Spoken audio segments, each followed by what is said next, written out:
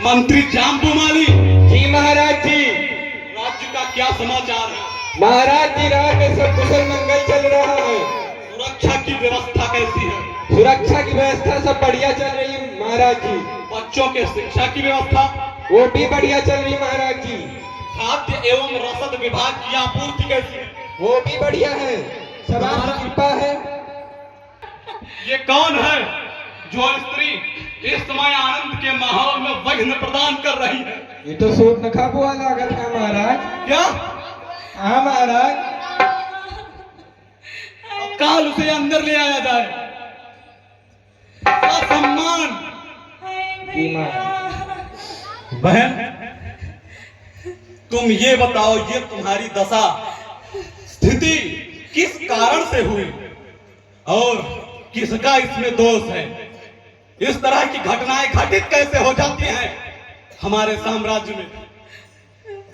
हे भाई, दो लड़के राम लखन उस दंडक वन में आए हैं। हम राह एक सुंदर नारी सुकुमारी साथ मिलाए।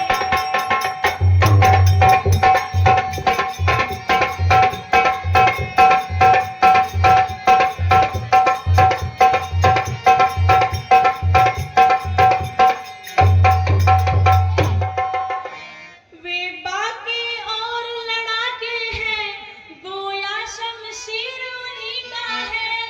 वे पंचवटी में रहते हैं, मानो जागीर उन्हीं का है।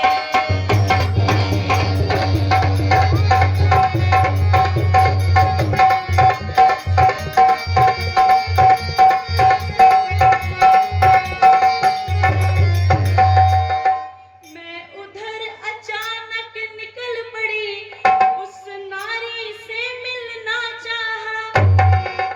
इतने में छोटे तपसी ने कुछ छल मुझसे करना चाहा।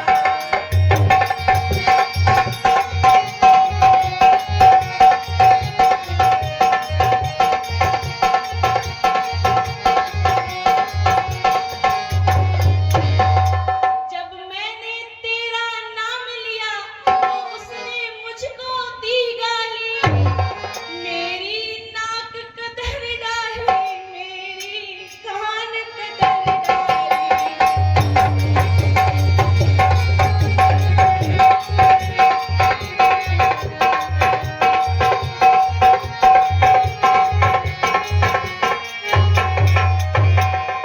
अब मेरी नाक गई तो गई, पर अपनी नाक संभालो तुम।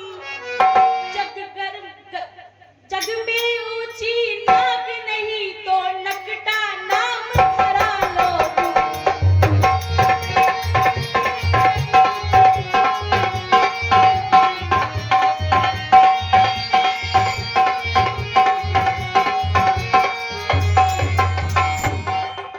है क्या कहना? ये क्या तूने मुझको सुना दिया? मैं चला नाक की सीधे अभी नाके पर उनको पकड़ूंगा। भेजा नथुने की राह, मिर्चे की नाश उन्हें दूंगा। अब की नाक उड़ाने में होती है नाक नहीं ऊंची, अबला की धाक उड़ाने में होती है धाक नहीं ऊंची। परंतु बहन, मैं चलाना की सीधे अभी नाके पर उनको पकड़ूंगा। अब मैं ला करके उन बच्चों को तेरे चरणों में उनकी नाक रगड़ दूंगा। परंतु यह समाचार, यह दुराचार क्या घर दूषण से कहा नहीं? अरे उसका तो वही अखाड़ा था, क्या उस कुलभूषण से कहा नहीं? अरे मेरा भाई कुंभकर्ण जो कि इस समय सो रहा है, विभीषण पूजा में ही लगा रहता है। माना कि मैं लंका में हूं, परंतु नियम के अनुसार दंडक वन में हर और दूषण दोनों का राज्य है, और वो तो मेरे समान बलवान है। क्या तुमने बहन उनसे नहीं कहा? कहा था भैया, वो दोनों भी मारे गए।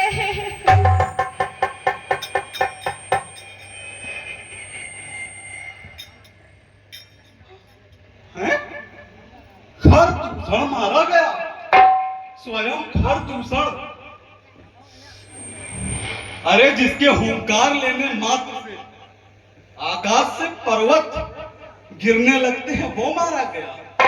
अरे खर दूषण मोहि संबलवंता ताहि बधे को बिन भगवंता। खर दूषण तो मेरे समान बलवान, ईश्वर के अतिरिक्त उसका वध कोई नहीं कर सकता। परंतु यदि खर दूषण मारा गया तो क्या ईश्वर का अवतार हो गया?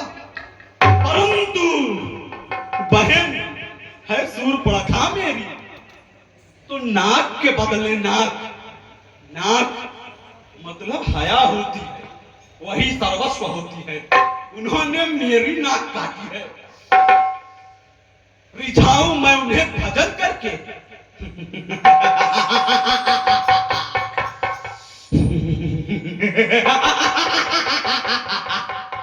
ये हो सकता है कि मैं उन्हें भजन करके रिझाऊं, परंतु भजन न हो ही तामस देहा इस खलनायक के शरीर से भजन की तो संभावना ही नहीं होती। परंतु राम, तुमने बहुत गलत कर दिया,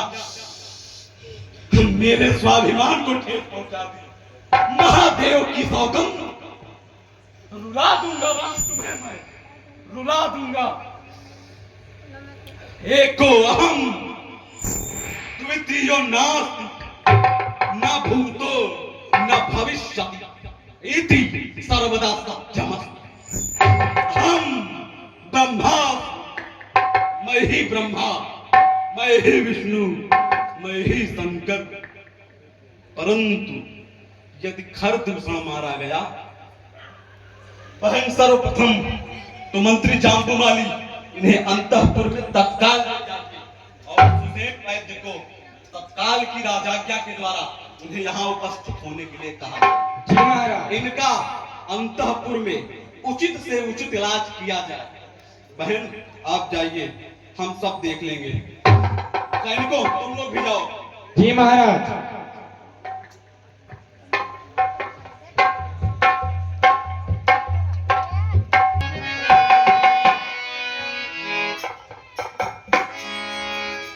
इस समय एकांत की आवश्यकता थी, क्योंकि एक राजा के लिए यह आवश्यक ही नहीं, जरूरी है कि वो अपने अतिरिक्त किसी पर भरोसा नहीं करे। ये राज्य करने का प्रथम नियम है। लेकिन यदि खर दूषण मारा गया, इसका तात्पर्य है बैरी सरल नहीं है, बैरी वाकई मजबूत है। सामने से युद्ध करना मुश्किल हो सकता है। आपत्ति काले मर्यादा नास्ति, अर्थात आपत्ति की स्थिति में मर्यादा का कोई स्थान नहीं। हतो वह प्राप्य से स्वर्गम वह भोक्ष से महिम तस्मात्तम उत्तिष्ठम लंकेशम युद्धाय कुरु निश्चयम। इसको करना पड़ेगा। छल विद्या के द्वारा उन्हें हराया जाना हो सकता है। छल में सबसे प्रबल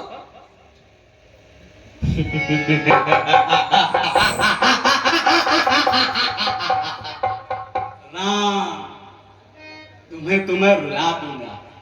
छल विद्या में सबसे निपुण वो मेरा तथा कथित मामा मारीच है, जो कि मेरी चाची तारका का। यद्यपि वो रक्ष संस्कृति को मानता है, मैं असुर संस्कृति को, परंतु आपत्ति की स्थिति में कभी कभी कमजोरों की भी मदद लेनी पड़ती है। मुझे तत्काल मामा मारीच से मिलने का प्रबंध करना चाहिए, परंतु महादेव की सौगंध, तुम्हें मैं खून के आंसू रुला दूंगा। तुमने गलत जगह हाथ डाल दिया। ऐसे छत्ता समझा कि मधुमक्खी निकलेगी? मैं पूरा का पूरा नाग हूं। अब तुम्हारा जबड़ा मेरे हाथ में आ गया ना, खींच करके जीभ बाहर निकाल दूंगा राम।